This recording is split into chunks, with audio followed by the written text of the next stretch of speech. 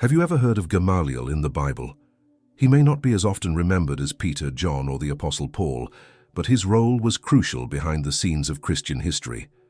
Gamaliel was a highly respected Pharisee, known for his wisdom and for the esteem he held among the people. A master of the law whose teachings shaped none other than Saul of Tarsus, the man who would later become known as Paul, the greatest missionary of the Christian faith.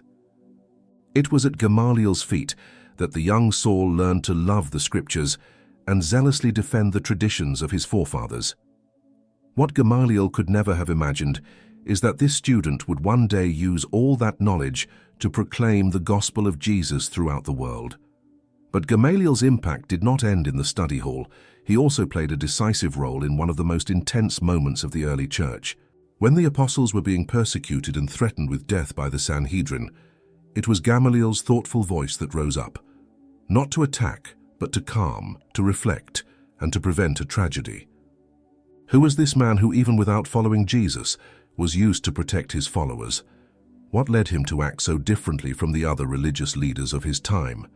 In this video, you will discover the remarkable story of Gamaliel, a wise and discreet man whose intervention saved lives and helped pave the way for the spread of the gospel. A story that reminds us that sometimes those working behind the scenes are also part of God's eternal plan.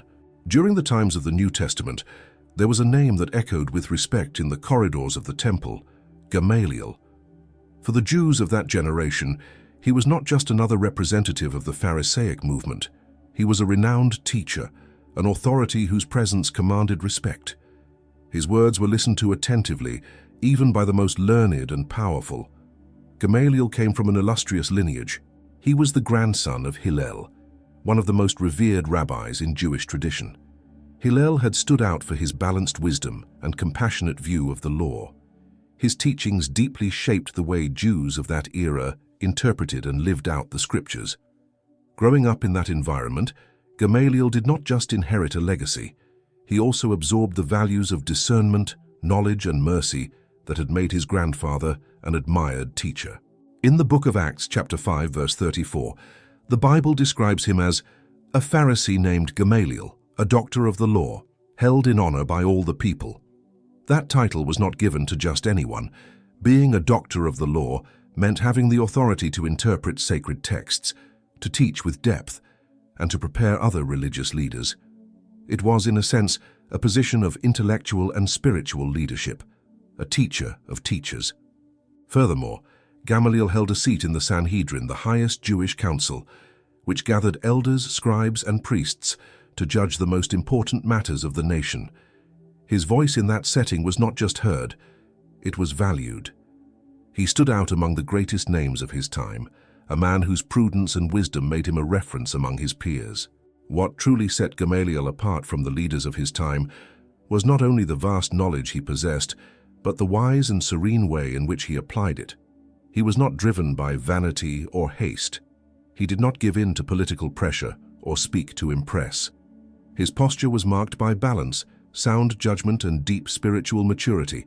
He understood that not every question needed an immediate answer, that often the wisest course was to wait, observe, and trust in God's direction. He was a discreet man who chose his words and the right moments to speak with great care. And when he did choose to speak, everyone stopped to listen. His words carried authority, not from imposition, but from awareness and reverence. Perhaps that is why he was so respected and beloved among the people.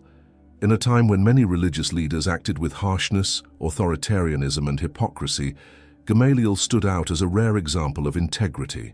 Even though he was a Pharisee, he did not allow himself to be corrupted by the games of power and vanity that surrounded so many others. His commitment was to God, not to personal interests.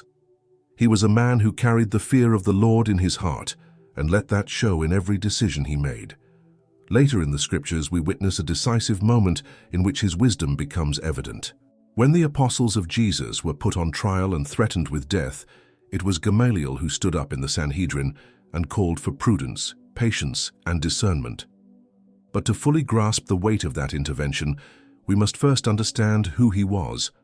Someone deeply familiar with the law, yet sensitive enough to recognize the signs of God, even when they came from outside the traditional religious structures. Gamaliel was, so to speak, a voice of balance amid the extremes, a point of reflection between the haste to judge and the courage to wait, a link between those still awaiting the coming of the Messiah and those beginning to believe he had already come. And there is something fascinating about all this. The same God who chose fishermen and humble prophets to proclaim the kingdom also used a master of the Sanhedrin to restrain religious fury. The Lord is not limited to the unlikely. Sometimes he acts precisely through those everyone expected to be on the opposite side. Gamaliel shows us that true wisdom, when guided by an upright heart, can become a silent instrument in the hands of God. Even though he was not a declared follower of Jesus, his voice was decisive in preserving the lives of those who preached in the name of the risen Christ. After we understand who this wise Pharisee was, a respected teacher and a reference among the Jews, a new name emerges in the story, a name that would completely transform the course of the Christian faith: Saul of Tarsus.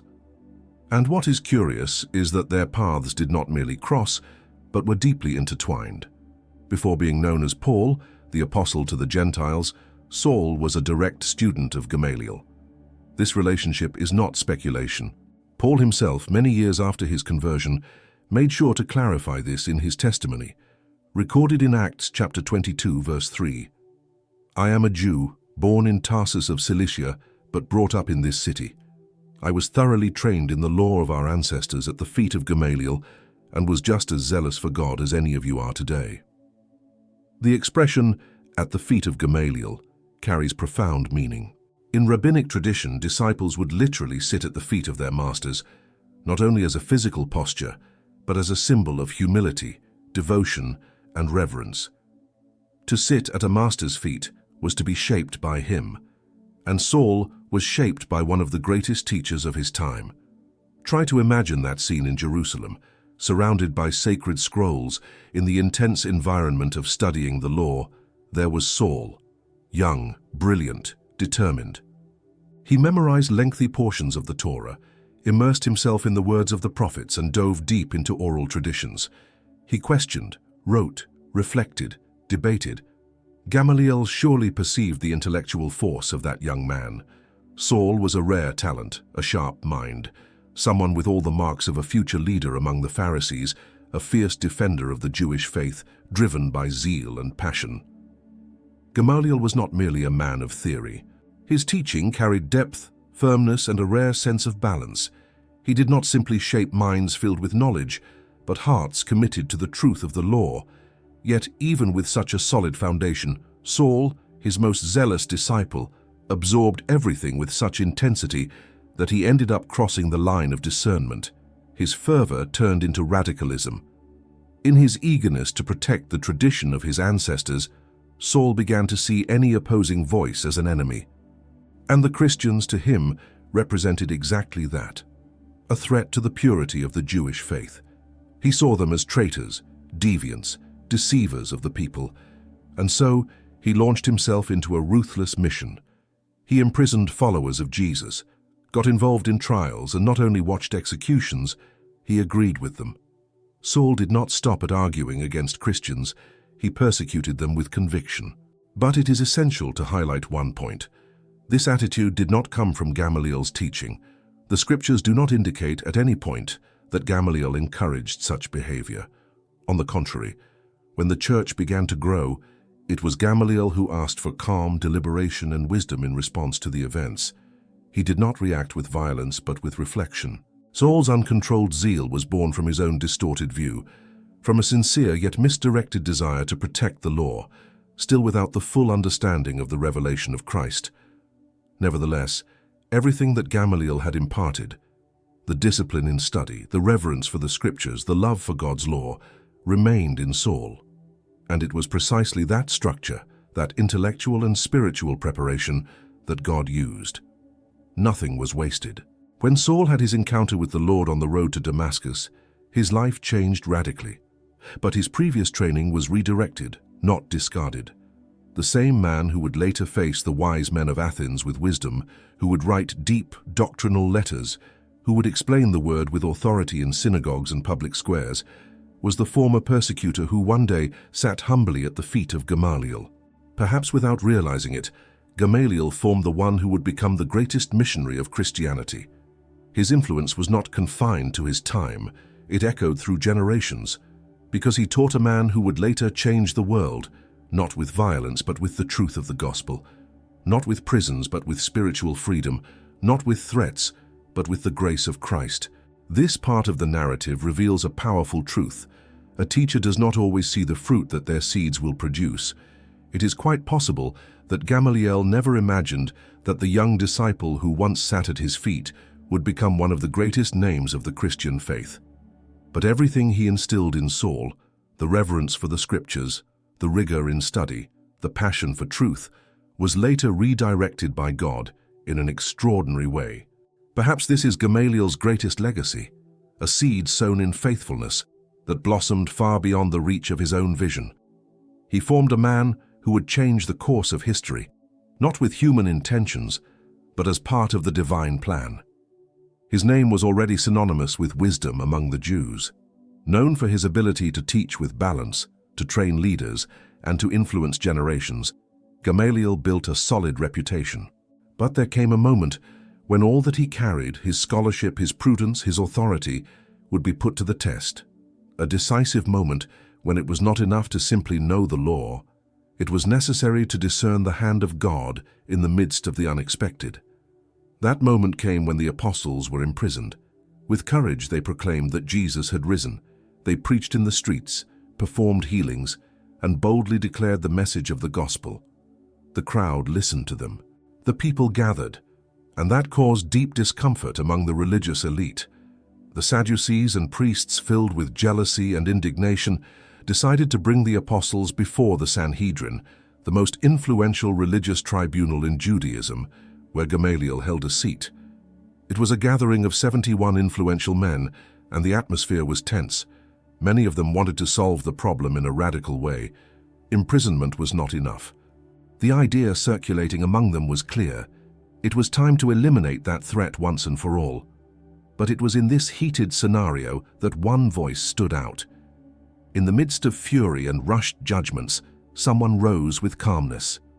Acts chapter 5, verse 34, records.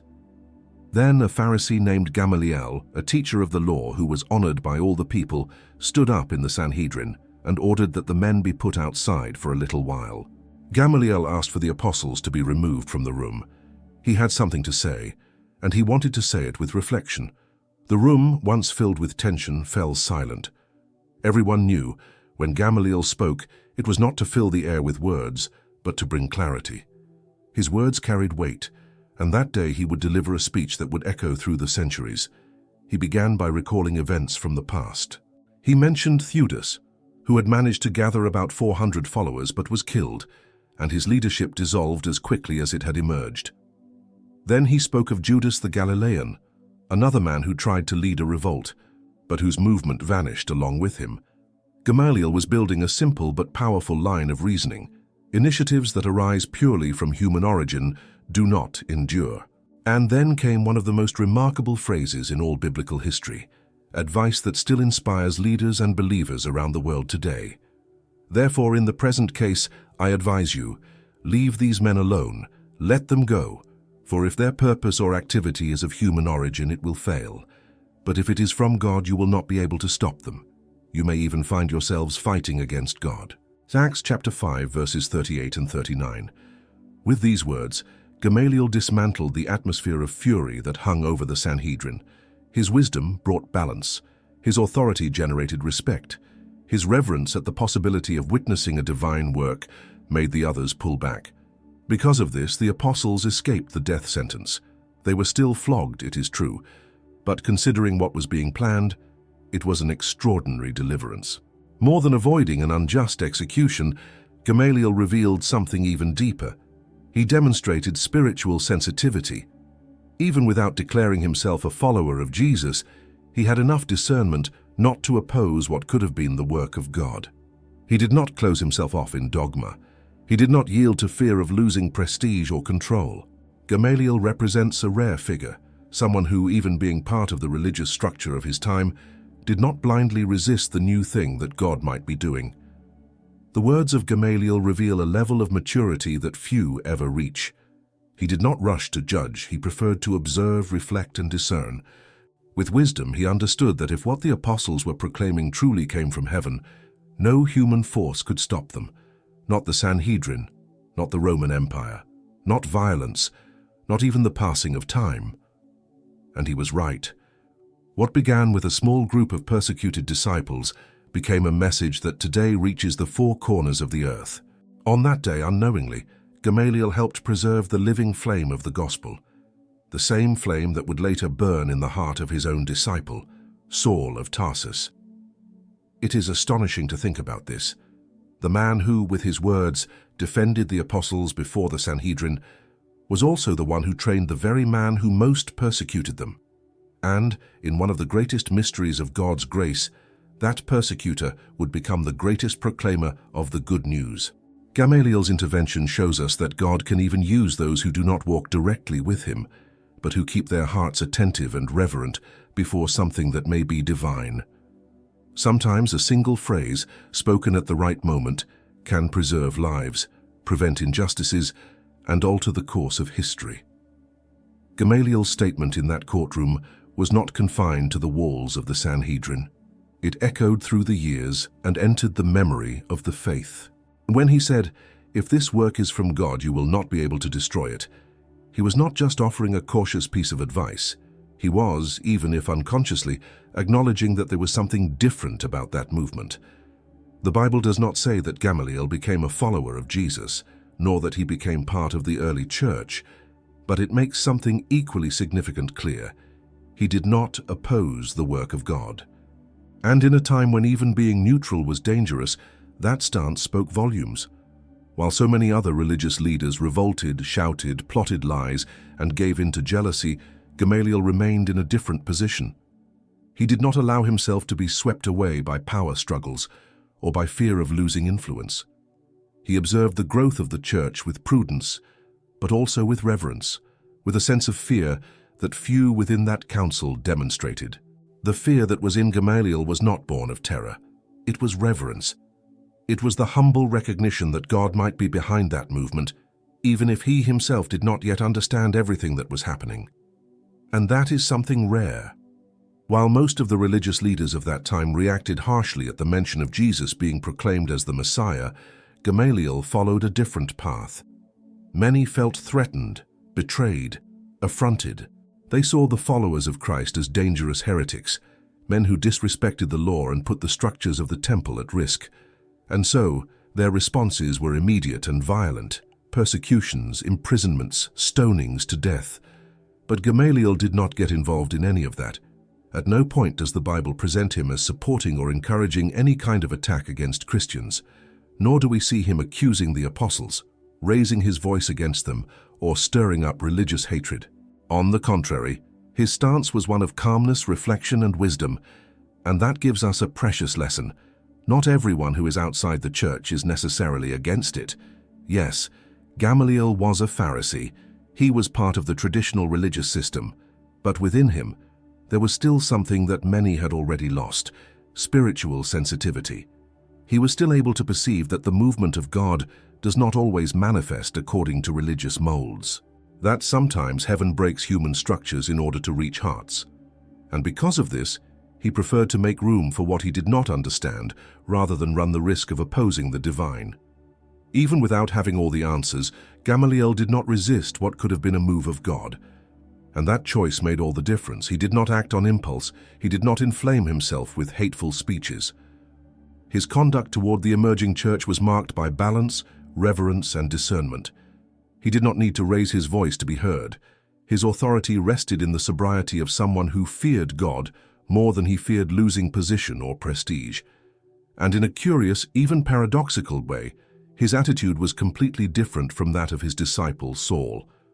While Gamaliel chose moderation and respectful silence, Saul chose the path of fury and persecution. But the most astonishing thing is that God used both. One to preserve lives with wise words, the other to carry the gospel to the nations after a deep transformation. Gamaliel helped slow down a rushed judgment. Saul, later, was used to spread the message of the Christ he once opposed. Two men in different positions, with distinct actions, yet both instruments in God's plan. And this story teaches us something profound. The Lord works behind the scenes. He prepares paths where no one expects them. Gamaliel was never counted among the apostles, nor was he recognized as a disciple of Jesus, but he was a man who, even from a distance, knew how to respect the movement of God. And that respect, even coming from outside, played an essential role. He made room. He prevented injustices. He saved lives. And indirectly, he contributed to the expansion of God's kingdom. Perhaps his faith was limited to what he knew, the law, the prophets, the traditions. But his willingness to admit that heaven could be working outside of his religious structure is a powerful lesson for all of us. The humility of someone who did not understand everything, but did not dare to oppose what might be from God, reveals a rare nobility. If someone had approached Gamaliel in his final days and asked, "What was your greatest contribution?" he would probably have said something like, "I trained men to serve God through the law." And he would be right. He was a dedicated teacher, an educator of minds and hearts. However, perhaps not even he knew how much God had used him, in ways far beyond what he could see or imagine.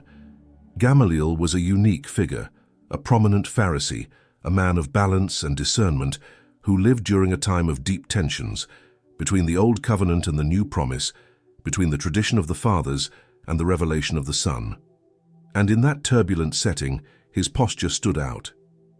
He did not give in to fanaticism or pride. He acted with discernment, a rare virtue in times of transition. Among the many students who passed under his guidance, one would change the course of history, Saul of Tarsus. It was Gamaliel who taught Saul the value of the Scriptures, the importance of zeal, the art of defending the faith with solid arguments. And although that zeal was initially misdirected, leading Saul to become a persecutor of the church, God, in his sovereignty, would use all of it, because the same Saul who had been shaped under Gamaliel's rigorous teaching would later become Paul, the tireless apostle to the Gentiles, the man who would write a large portion of the New Testament, who would cross borders, endure imprisonments, shipwrecks, and persecutions, all for the love of Jesus, the Christ he once fought against. Gamaliel, perhaps without full awareness of it, was the foundation in the formation of the greatest missionary of the Christian faith. But his influence went beyond his teachings. In Acts chapter 5, we find a crucial moment. He rises before the Sanhedrin and prevents the apostles from being executed. At that time, the church was still in its infancy. It was small, vulnerable, discredited, and severely persecuted. And had Gamaliel remained silent, perhaps the leaders of that movement would have been eliminated right then and there, and the outcome of history might have been very different. With few words, yet filled with wisdom, he preserved the lives of the men who would carry the message of Christ to the ends of the earth. Gamaliel did not perform miracles. He did not walk with Jesus. He did not plant churches, nor did he preach in streets or villages. What he did was something many today fail to value. He discerned, acted with wisdom, and took a stand at the right time. And that was enough to become an instrument in the hands of God. And therein lies one of the greatest lessons of his journey. Not everyone will have Peter's boldness. Not everyone will live Paul's mission. But anyone can be like Gamaliel. Any person can be that presence that, even if discreet, makes a difference. That, even away from the spotlight, takes part in the eternal plans of God. With wisdom, balance, and discernment, you can be someone who opens doors, protects lives, and sustains paths so that the kingdom may advance. Gamaliel teaches us that God is not limited to those who have visibility. He also works through those who advise with prudence, who defend with reverence, who recognize the move of God even without fully understanding it. God also uses the voices that speak behind the scenes with courage and reverence. Yes, Gamaliel was a Pharisee, a deep knower of the law, someone shaped by tradition. But unlike many of his generation, he did not close his eyes to the new work of God. Perhaps he never became a follower of Jesus. Perhaps he stopped halfway. But what he did in that moment had eternal value. And that invites us to reflect deeply. How many people are being used by God even without realizing it? How many words spoken in wisdom have already prevented tragedies or changed destinies? Maybe you will never step on a stage. Maybe you will never travel to distant nations or have crowds listening to your voice. But perhaps, like Gamaliel, you will teach someone who will do all of that. Maybe you will say something at the right moment, and it will be exactly what someone needed to hear. Maybe your influence will not be the most visible, but it will be the most transformative. Gamaliel never left the Sanhedrin, but God entered that council through him. He became a bridge between the past and the future, between the old law and the new covenant. A man who, even without openly professing his faith in Christ, knew how to recognize when heaven was on the move.